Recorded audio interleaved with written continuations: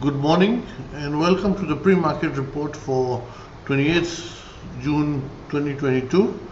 Now, when we look at the global market yesterday, they didn't have an up move, and basically they closed flat, and then right now the futures are trading a bit in the red, flat to a bit in the red.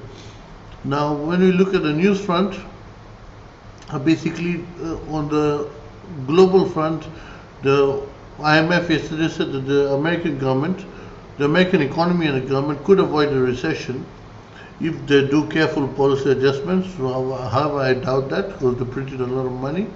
This is more just a statement to satisfy ratings. And then another thing what I saw was that India and EU will resume trade talks after 9 years, so that is a big positive. And then on the Indian economy front, basically most of the news was more company specific. As I saw, let's say Maruti has said that they're going to now focus more on hybrids than full electric vehicles. I believe that's a very clever strategy, because if you look at India's infrastructure, it's not built for electric cars. If let's say you want to go from point A to point B of the country, you're not going to get any electric infrastructure to charge your car on the way. So hybrids, according to me, Maruti has finally taken a clever move, and we'll have to see how the share reacts to this news, as I believe this will put them quite ahead of the curve, because it is looking at it in a more reasonable point of view rather than what other companies are looking at, the full electric. Or full electric, where are you going to charge in India right now? There is no charging stations, the infrastructure is just not there. Now, when we come to the charts, yesterday when I looked at the American indexes, I had said that number one, they reached my resistance level, which will have taken away a lot of bullishness, and I had said most likely a slowdown or pullback was on the cards in yesterday's video, and that's exactly what occurred. As you can see, the Dow Jones yesterday, it formed a bearish candle and it got rejected at the 20-day moving average. And then if you look at the S&P, it was the exact same pattern, and the Nasdaq was also the exact same pattern. Basically, so now we can expect the American indexes, if they have a pullback, to have a pullback within the range of this candle, and if they do that, then that's a healthy pullback, provided they do not break the low of this candle.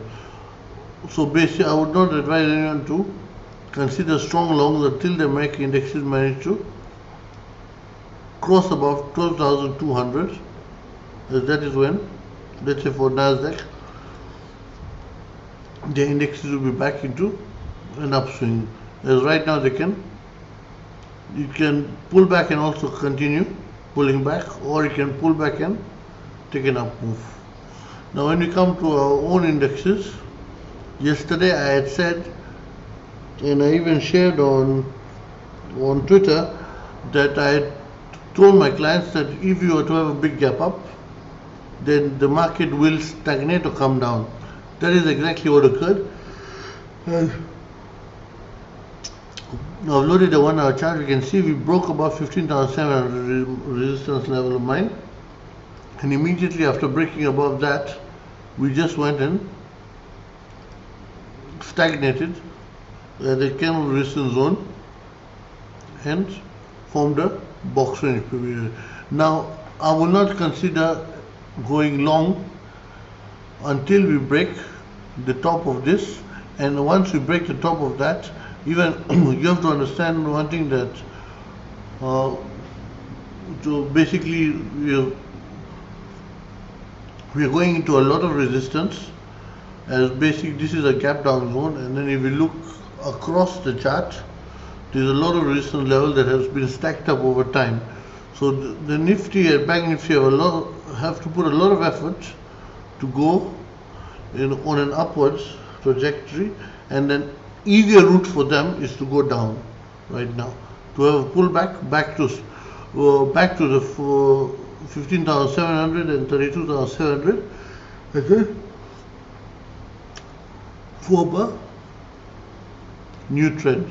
So now I believe it will be very important to see if the indexes can break their recent high, and anyone who wants to go long, I wouldn't advise you to go long until they do so. Now, why I'm drawing for the Bank Nifty here, because let's say the Bank Nifty yesterday, I'd given one quantity level at 33,970 to clients and one at 34,300.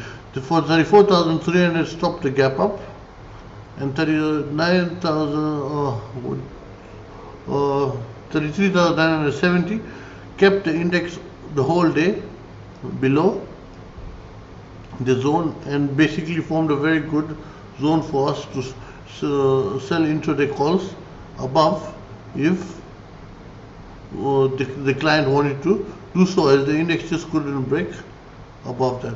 So the quant level stopped it, as everyone who has used them in the past knows how they work, and so now it will be very important for the Bank Nifty to break those two quant levels. That's why I've given them 34,970 and 34,300 for any up move to occur in the overall indexes.